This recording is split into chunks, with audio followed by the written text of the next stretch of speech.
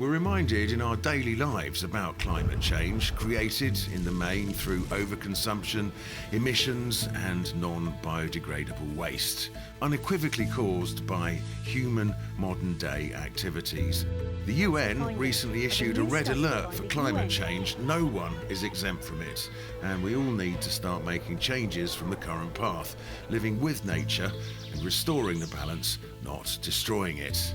Maybe by taking a step back before we move forward, we can find a solution. Why wool matters.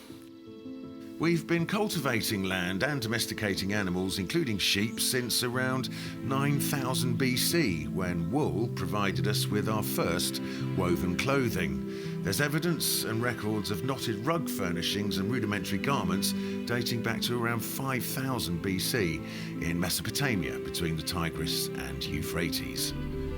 In 1907, the first plastic was invented, and in 1935, nylon was introduced by DuPont in Wilmington, Delaware, USA. By a miracle of modern science, such commonplace things as coal, water, and air have been transformed into threads more elastic than silk.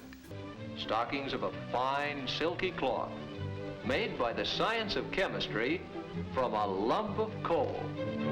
Although mostly for economic and practical reasons, plastic, which is currently overwhelming the planet, was originally created as a solution to maintain the availability of natural resources on Earth. How wrong that's proved to be, with plastic's devastating effect on marine life first observed in the late 1970s, to the shock and surprise of many, including the Prince of Wales. There are 55 million of us on this island, using non-returnable bottles and indestructible plastic containers. It is not difficult to imagine the mountains of refuse that we shall have to deal with somehow. In a world in which 69% of all global fibre production is made from synthetic oil-based materials which will remain in landfill for generations to come. So why do we undervalue wool? It's natural, biodegradable and renewable, one of nature's best performing and most ecological fibres. Wool is currently 1% of the global fibre market. There are estimated to be 1.229 billion sheep on planet Earth, providing 1,937 million kilograms of wool per year, which is manufactured into a wealth of different products.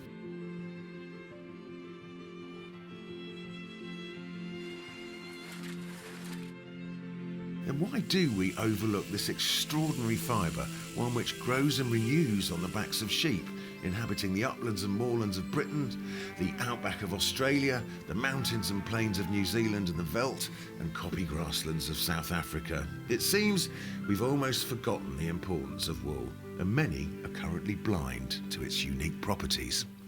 It really is of the greatest importance that we educate and inform the next generation of makers and consumers of the global benefits of using natural and sustainable resources, including wool, which, as a longevity fibre, is then followed by its natural return to the soil.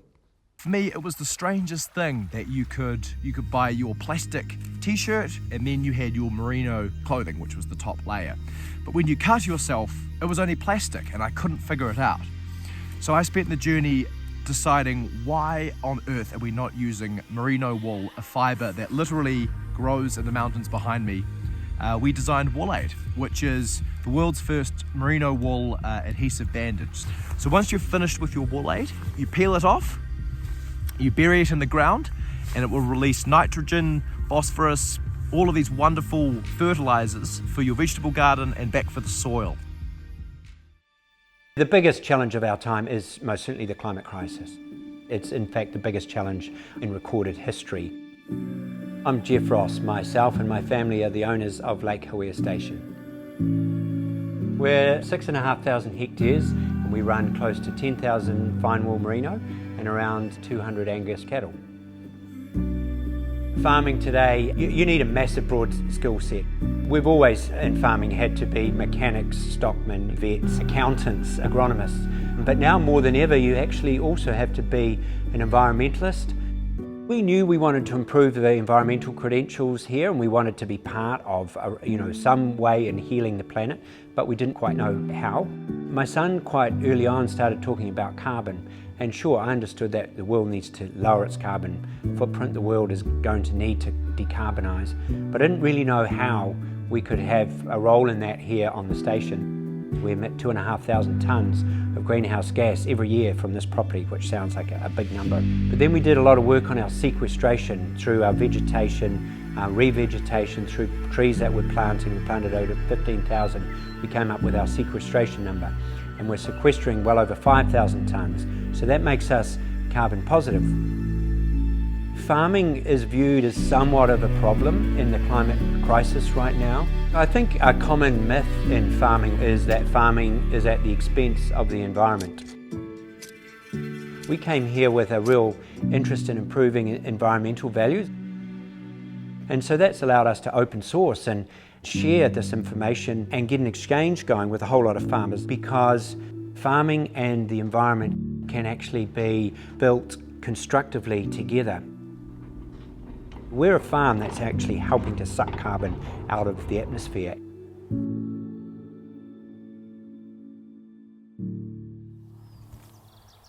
There's a lot of discussion about how we sequester carbon in soil, and that's all about vegetation taking CO2 out of the atmosphere and putting it into the soil as organic matter. And if the soil is undisturbed, that organic matter can stay in the soil for long periods of time, preventing it from going back into the atmosphere as a greenhouse gas.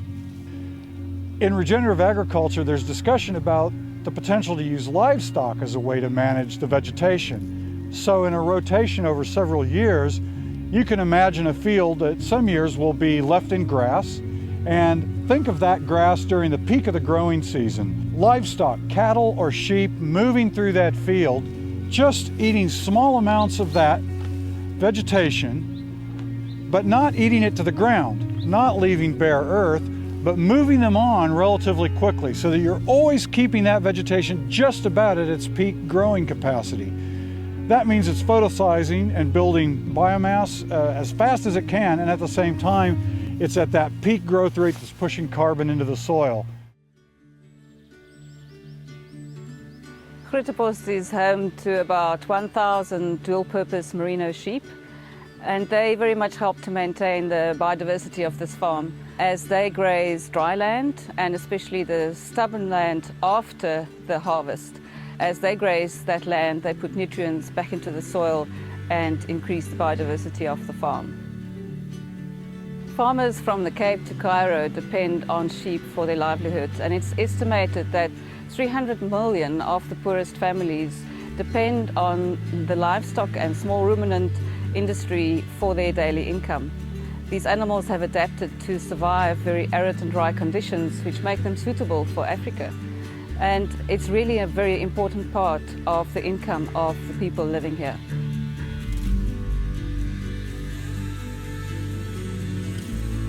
I think wool is such a wonderful, versatile, sustainable and clean green fibre.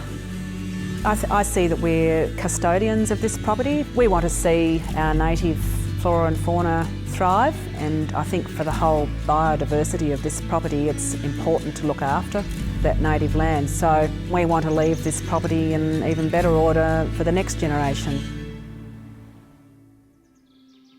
So in all of our farming systems we've done a huge amount to help the environment. Over the last couple of decades we've planted 25,000 trees, put in miles of hedges, and all the time thinking about this regenerative, sustainable agriculture where one enterprise on the farm is helping and feeding another. We're farming some 4,500 acres here in Gloucestershire, and we do it all 100% organically. So what we've got is a regenerative agriculture type system.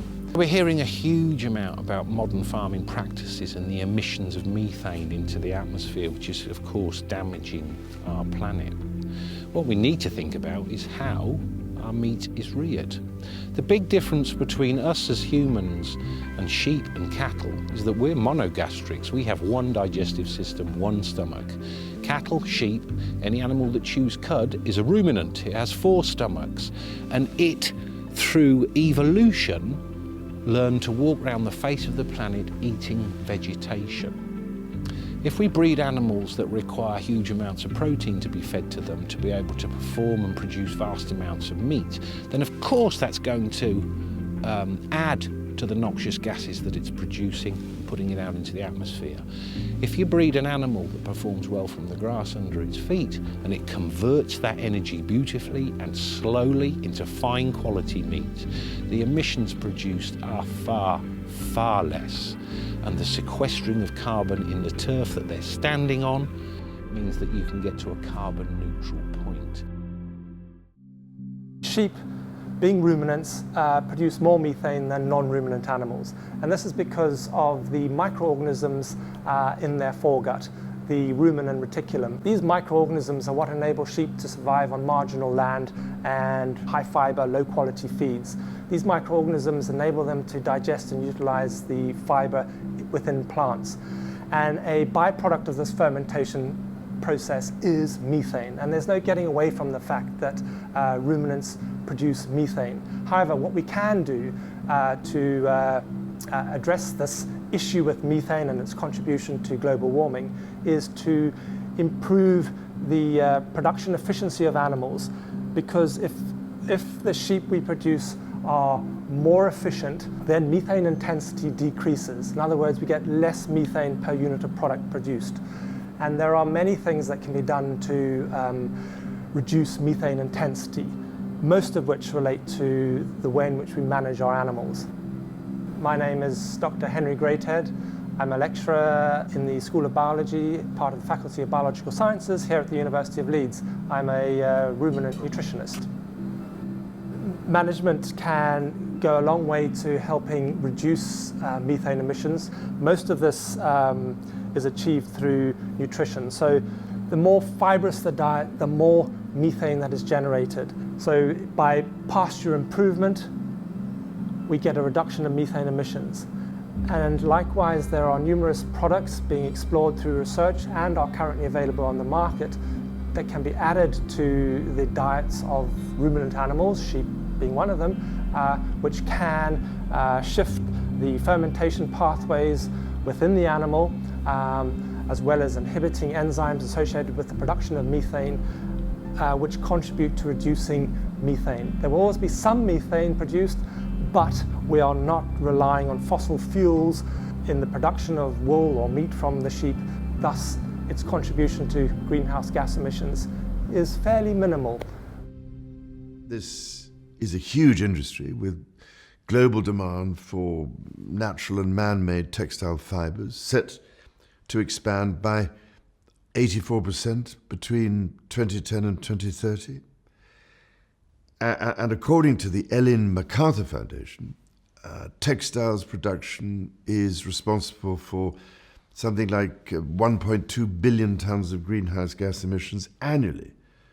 That's more than all international flights and maritime shipping combined. It is abundantly clear to me that we need to make changes to the way we think about the production, use and the disposal of clothing and textiles if we are going to get anywhere near to meeting the United Nations climate change goals set for the industry. And a major part of that change has to be moving from a linear system to a circular one. Wool matters for me when it is grown organically and the animal welfare is a priority. And as a designer, it makes incredibly beautiful garments that can end up in your forever wardrobe and stand the test of time. At Mother of Pearl, we have worked super hard on our supply chains and from start to finish, and now we're moving into the world of circularity. We have launched rental and resale, and we're going to be working super hard on the resale and repair elements in the future. Is there anywhere more bleak, more noxious or more eerie than a landfill site? This is where the detritus of our civilization ends up. Millions of tons of it every year. After a while, they become disguised, hidden from sight, giant dustbins in the earth with a covering of soil, but underneath, it's all still there. The synthetic shirts, skirts, hoodies and jumpers, the plastic raincoats and polypropylene carpets. No one knows how long they will linger in landfill, perhaps hundreds, maybe even thousands of years. With His Royal Highness the Prince of Wales as its patron, the Campaign for Wool looks at the environmental impact of what we wear and what happens when clothes go into landfill. To prove that wool biodegrades and plastic doesn't, he simply buried 2 jumpers.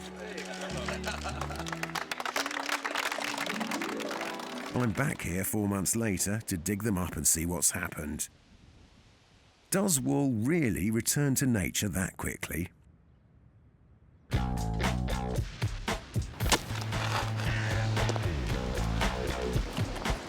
think we found treasure.